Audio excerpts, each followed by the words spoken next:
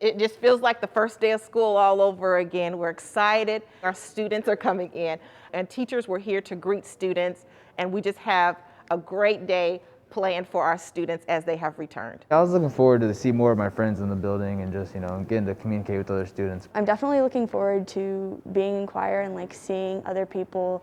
I don't get to do that a lot besides work, especially not people my own age. It was an exciting moment, I think, for the Board of Education to finally be able to get as many students back into the buildings as safely as possible.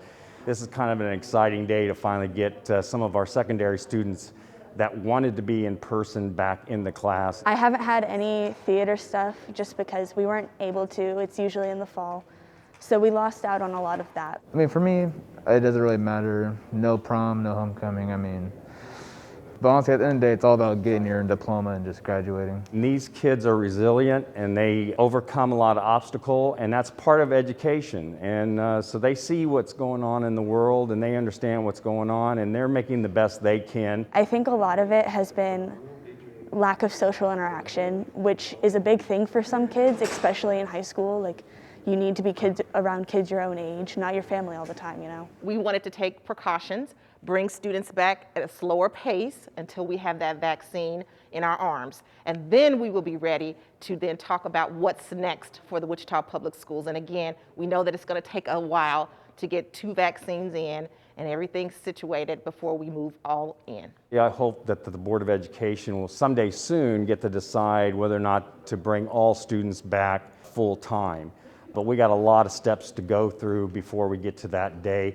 And we also understand that this pandemic does not care what the BOE wants. This pandemic's going to do what it wants to do. I'd just like to thank our community for wearing their masks, washing their hands, and social distancing, and really doing what we needed to do over the holidays so that we could get to this point where we're able to feel safe enough to bring all of our students back to school if they choose to do so. The thing that's different for me is definitely the masks. It covers up your face. And when I laugh or do anything with a lot of vocalization, my glasses will fog up. There's social distancing. Everyone here is wearing masks. They have arranged different lunch periods. They have all kinds of social distancing that will be happening there. The class sizes are smaller. All of the things that the physicians have asked us to do, we will be taking those precautions here as well. Our teachers have done a phenomenal job of really making the best out of the remote learning process. A lot of our students have done really well. There have been students who have not done so well, and that's just part of it. But what we do know is that those students who need the opportunity to come in and have that face-to-face, we've opened our doors to allow them to do so. And that was a family choice and a student choice. And so we're really excited that they have that choice to be able to determine what's best for them in the learning models, and we'll move forward from there. I'd just like to thank our parents and for hanging in there with us and allowing us to continue to educate their students.